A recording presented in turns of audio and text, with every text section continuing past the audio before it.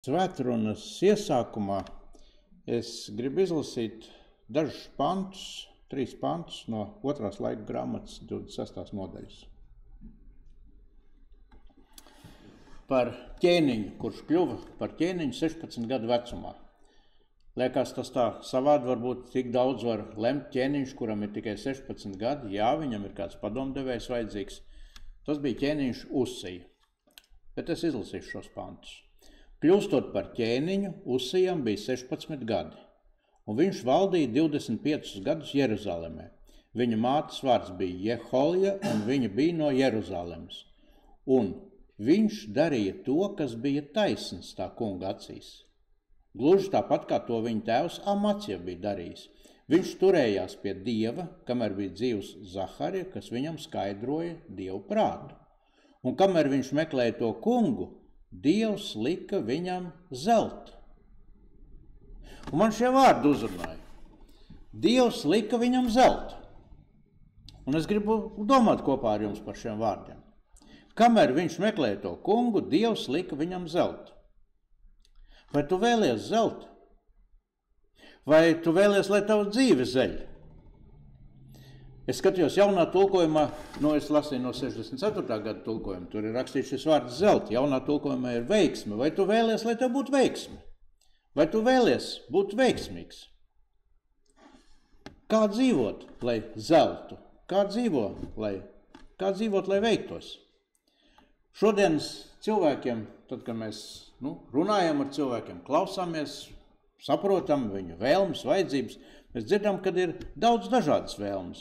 Vispirms jau veselību parasti viens otram vēl un vēlās, un naudu, protams, kur tad bez tās, jo mūsu laikos viss kļūst dārgāks un aizvien grūtāk iegūstams, un tad meklējam arī iespējas, kur mēs varētu tērēt vai lietot šo naudu, kur ir dabūt, vai arī varbūt iespējas bez naudas kaut ko saņemt vai iegūt.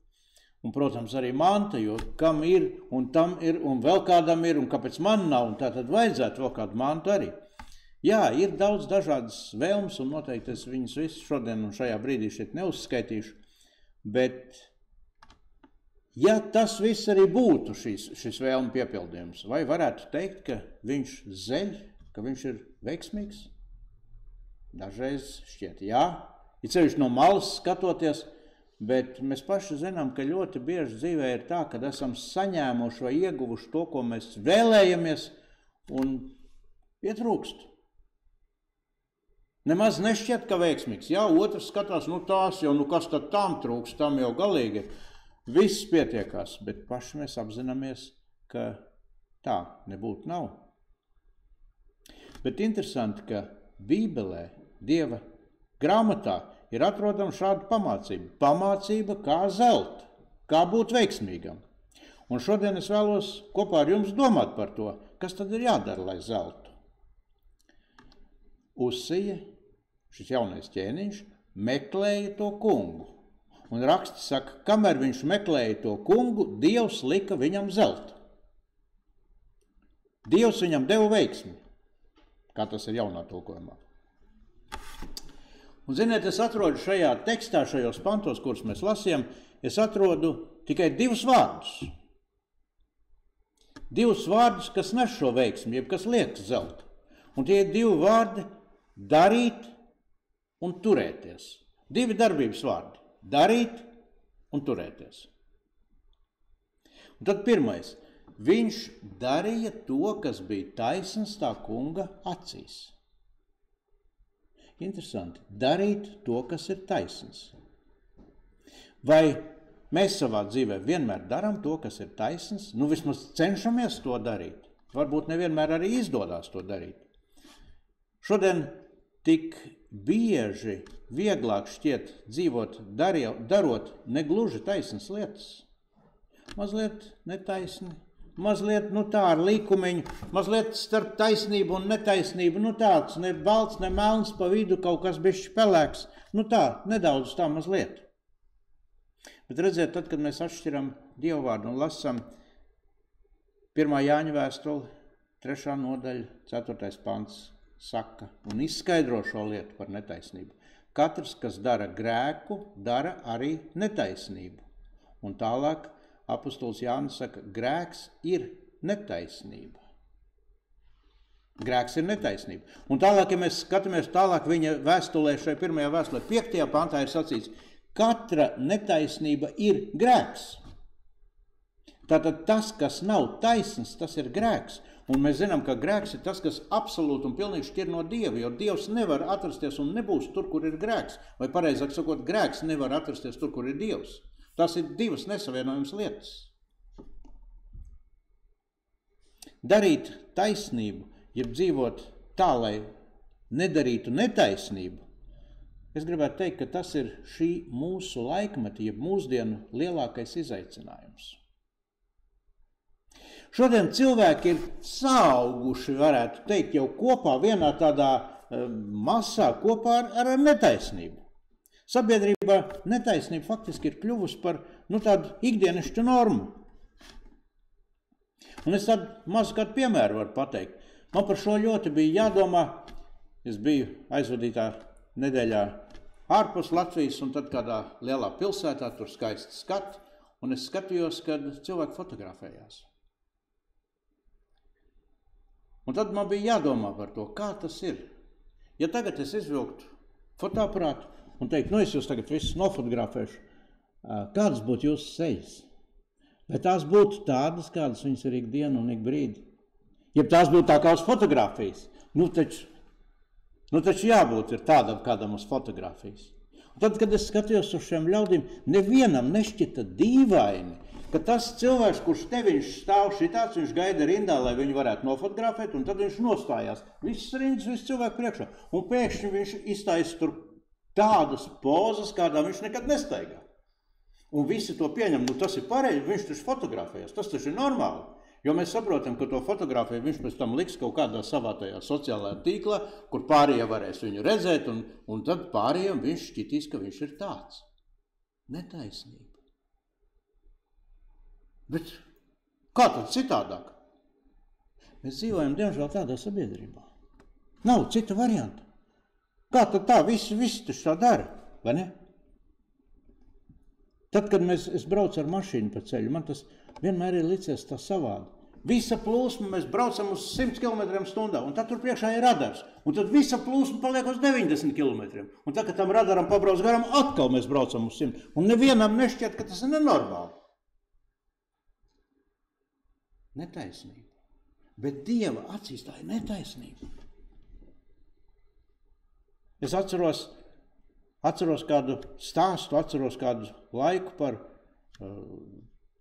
senajos laikos, par ticīgu cilvēku, kurš tramvajā bija aizmirsis nopirkt biļeti. Aizmirsis, vienkārši steigā. To laik bija tur, kā es atminos no bērnības, iemet kapēciņu, un tad vajadzēja pāraut kloķi, un tad tā biļeti tur izkrīt. 3 kapeikas toreiz maksāja biļeti. Viņš aizmirsis cilvēks. Bet tad viņš nākošais, kad kāpa tramvajā, viņš nopirka vienu biļeti un otru. Kāpēc? Tāpēc, ka pagājušais es taču nesamaksāju. Kā jūs domājat, šodien vai par tādu cilvēku nesmietos un neteikt, ka viņš tā bišķi jocīgs? Tu taču aizbrauc, kontroli tevi nenoķēra, viss bija kārtībā. Kāpēc tev tagad 2 biļetes? Par valsti vēl 2 biļetes šitai valstī, kur tur tik negodīgi pret mums izturās, pensijas nedod un ko vēl mums nedod. Un tu vēl maksā viņiem naudiņu savu. Taisnība. Cik liela ir mūsu taisnība ikdienas dzīvē? Un redziet, skumjākais ir tas, ka šādu netaisnību nereti var novērot cilvēku ticībā, viņu reliģijas praktizēšanā, kad ir tāda svētdienas dievbijība, tādi pareizi izteikumi, pat Dieva vārdu citāti, viss ir pareizi, bet tas ir ticīgums tikai vārdos. Un arī tikai attiecīgā sabiedrībā. Ieliet šo pašu cilvēku citā sabiedrībā un nebūs vairs tā. Liekulība. Tas ir vārds, ko sabiedrība tā ar nicinājumu saka. Bet tad, ja palūkojās uz sevi, vai arī manī nav šī liekulība? Kādās dzīves situācijās, caur kurām es eju un ko es daru? Un vēl jau vairāk, vai šī liekulība reizēm dažkārt nav arī Dieva priekšā nākot. Un Dievu priekšā liekuļot, tā ir augstākā netaisnības mēraukla. Mēs zinām šo notikumu, kur jaunā derībā ir aprakstīts apstuļu darbos par to, kad apstuls Pēters, atrastamies pie nejūdiem, tur ēda, un tad pagāja nostāk, kad ieradās jūdi, lai viņi neredzētu. Un tad kādreiz būvē teoloģiju uz to, tad ir pareizi tā, vai pareizi ir tā ēst ar viņiem, vai kā būtu pareizi darīt. Bet visa tā teoloģija ir iekļauta tikai vienā, ka bija netaisnība. Ka vienā brīdī tu biji tāds, un otrā brīdī tu darīji citu. Nu, ja tu esi tāds, tad esi taisns. Ja tu esi tāds, tad esi taisns. Bet nesāc būt netaisns. Uzsija, šis jaunais ķēniņš, darīja to, kas bija taisns tā kunga acīs. Viens vārds – darīja. Darīt to, kas ir taisns. Veiksmes atslēgas viens vārds.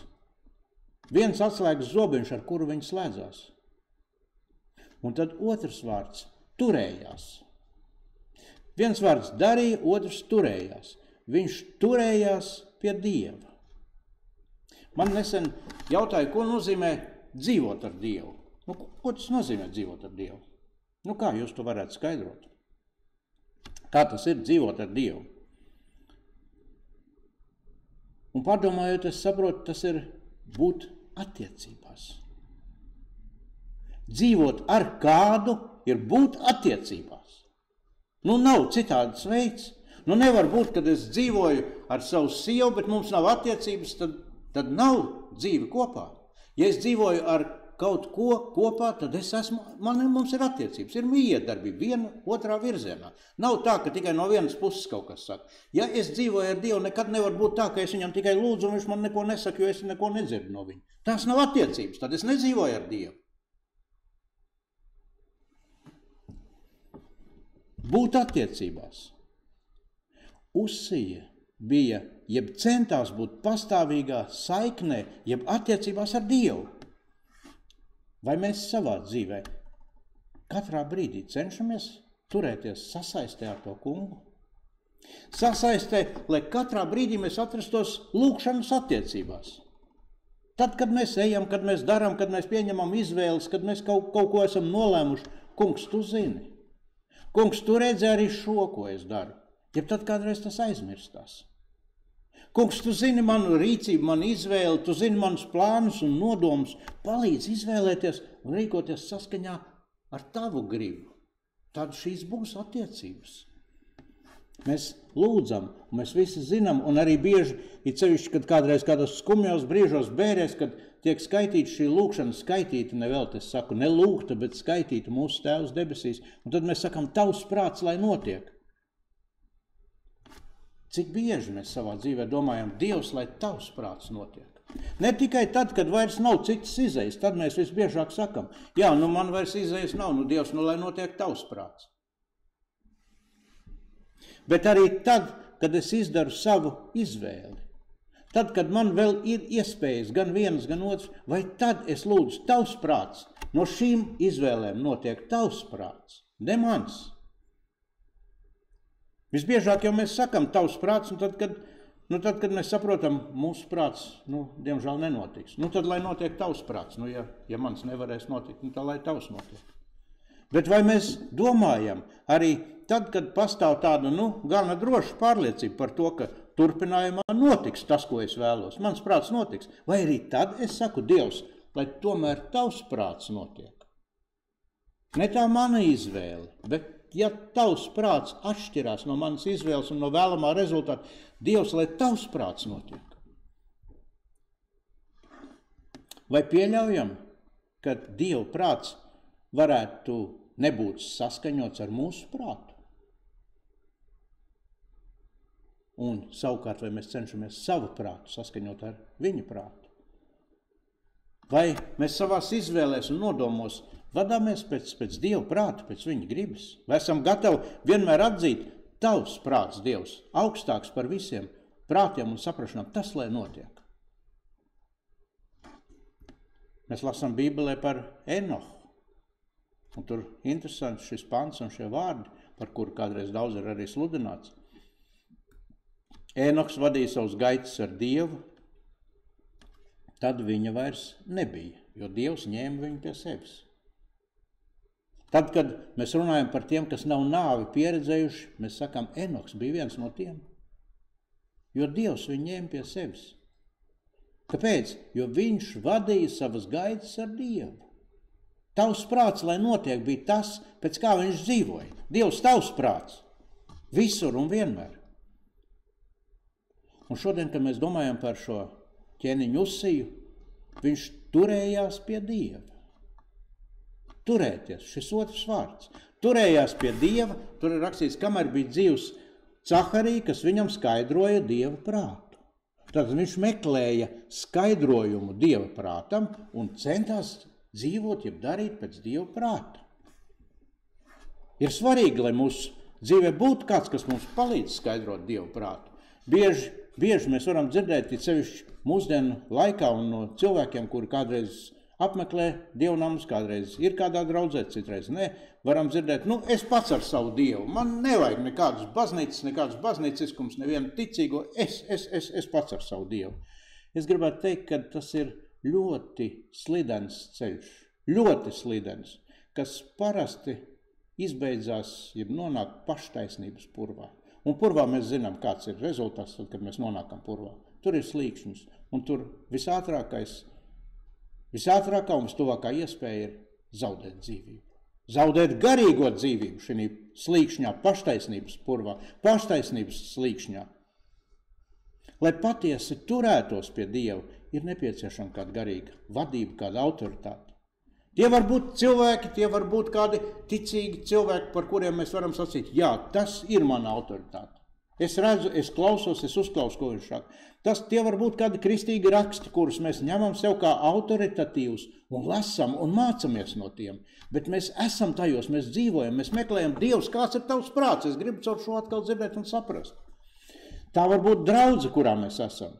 Kurā ir ticīgi cilvēki, kurā ir kristieši, kur mēs varam cits ar citu runāt un meklēt, kāds ir Dieva prāts. Tā ir sadraudzība, kristīga kopība, kurā tiek sludināts Dieva vārds.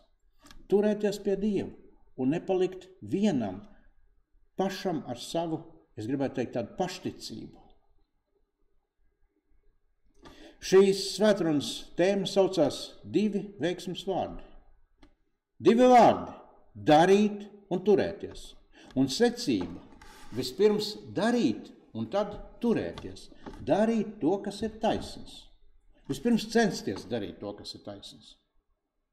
Un tā ir mūsu izvēle. To neviens mums neieliks un nepateiks, tev tā ir jādara. Es izvēlos darīt to, kas ir taisns. Varbūt pretēji sabiedrības viedokļiem un uzskatiem. Varbūt paliekot smieklīgs citu acīs. Bet es gribu darīt to, kas ir taisns. Darīt.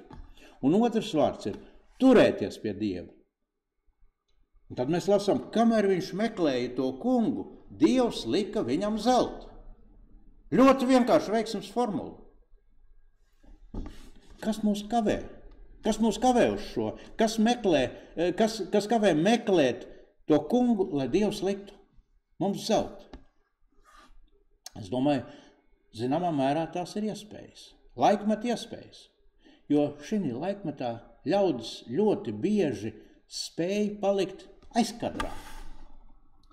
Es esmu kādreiz jau sacījis to piemēru par tām zemūdenēm, kur kāds mācītājs vecos laikos teica, viņš saka, es svētdienā skatos, kad sanāk pilna baznīca, ir cilvēki, un tad tādas kā zemūdenes pazūd. Nav. Nedēļu es nevienu neko nezinu par viņam. Un tad atkal svētdienā šīs zemūdenes izpeld ārā un atkal ir šeit solā. Kas notika pa vidu, vispār nekādas ziņas nav. Jā. Palikt aizkadrā. Neviens par mani neko nezina. Un šodien, es domāju, nevelti ir tas vārds urbanizācija, jeb aktivitātes pilsētās. Pūlis. Aiz pūļa mani nevar pamanīt. Kādreiz runājot ar kādiem cilvēkiem, es esmu dzirdējis, ka, mazpilsētā es nevaru, jo tur mani ieraudzīs, tur mani pazīs. Es aizbraucu lielā pilsētā, neviens man nepazīst, es tur varu uzvesties kā gribu. Urbanizācija. Lielā pilsētā ir viegli noslēpties, jo neviens nezina, kas tu esi un ko tu dari. Anonimitāte. Tāpat internetā. Nevelti, ka tai kadrā vienmēr ir tie smaidīgie un laimīgie un apmierinātie ģīmiši, kuri ikdienā dažkārt varbūt ir izmisuši, bēdīgi, noskumuši un pat galējā varbūt izmisuma pakāpē. Anonimitāte. Cilvēki noslēpjas. Un ir jau noslēpums. Katram cilvēkam ir kāds noslēpums. Es domāju, ja kāds teikt, man nav vispār neviena noslēpuma, es esmu atklāts tā kā avots, es gribētu teikt, ka es nespētu tam noticēt.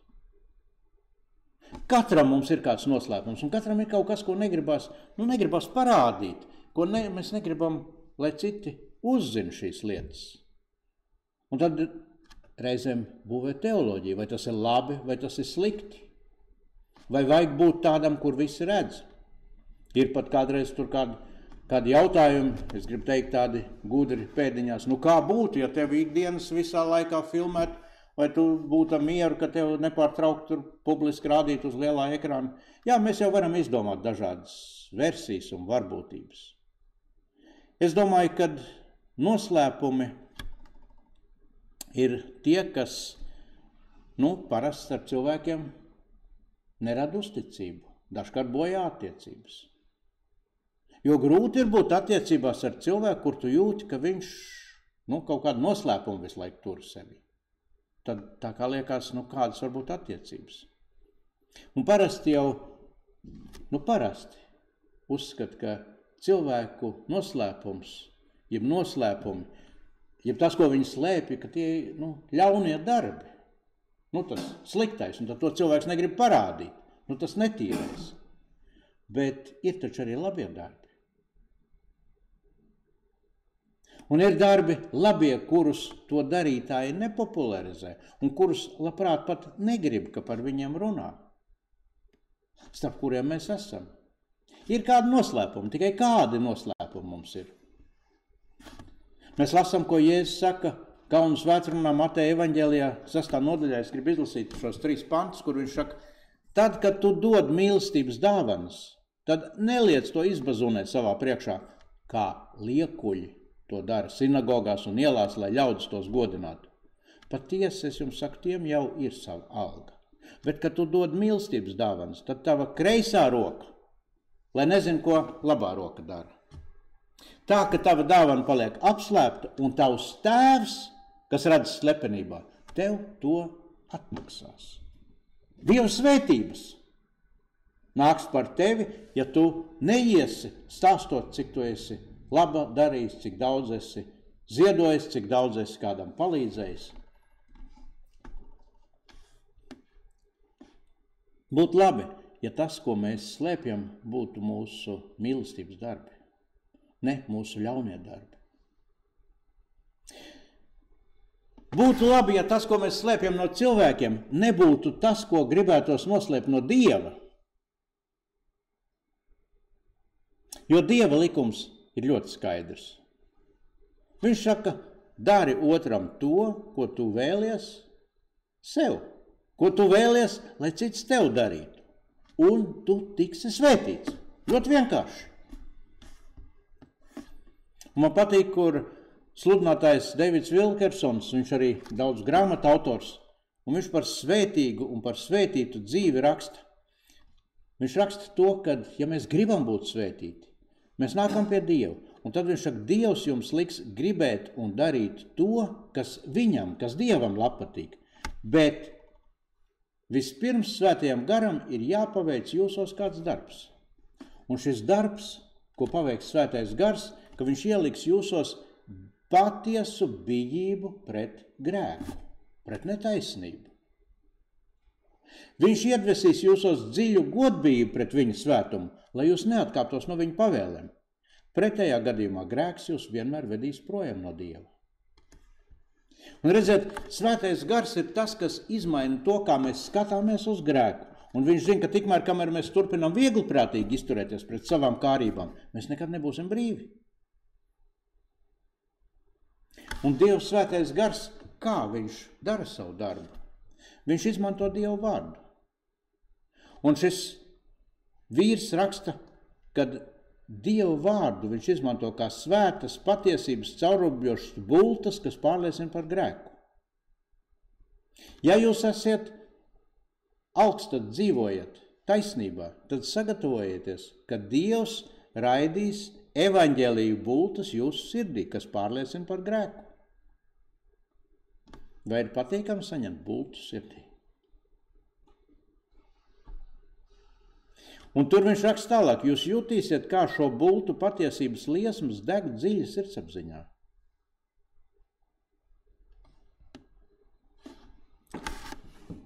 Tāds ir Dieva gars, ja mēs ļaujam viņam darboties. Tad mūsu sirdsapziņa kļūst dzīva. Mēs lasām jaunā derībā, kur ir rakstīts par labas sirdsapziņas izlūkšanos, jo mūsu sirdsapziņa var būt arī, noremdināta, nomērdēta. Eitanizēta kādreiz. Nevajag, ko tā sirdsapziņa man uzbāžās. Mēs lasījām šodien par jauno 16 gadus veco ķēniņu Uziju. Viņš turējās pie Dieva, kamēr dzīvs bija Caharija, kas viņam skaidroja Dievu prātu. Un kamēr viņš meklēja to kungu, Dievs lika viņam zeltu. Es gribētu saņemt šos pēdējos vārdus. Dievs liec man zeltu, bet mēs negribam tos pirmos vārdus. Dievs to nē. Kādas būs mūsu dzīves turpmākās izvēles pēc šī atgādinājuma? Jo Dieva vārds šodien caur savu vārdu mums kaut ko atgādina.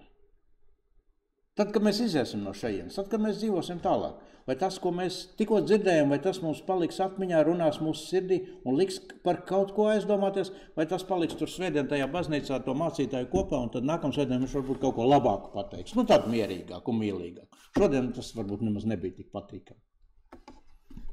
Kādas būs mūsu turpmākās izvēles? Es vienmēr lūdzu Dievu, lai viņš man palīdz vienmēr viņu meklēt. Meklēt viņa gribu, meklēt viņa prātu un meklēt to, ko saka raksti. Un es lūdzu, lai arī katram no jums Dievs palīdz uz to. Tad mēs vienmēr turēsimies uz veiksmes ceļu, uz tā ceļa, pie kura turējās Uzija. Uz tā ceļa, par kuru mēs lasām šajā Dieva grāmatā. Kamēr viņš meklēja to kungu, Dievs lika viņam zeltu. Amen.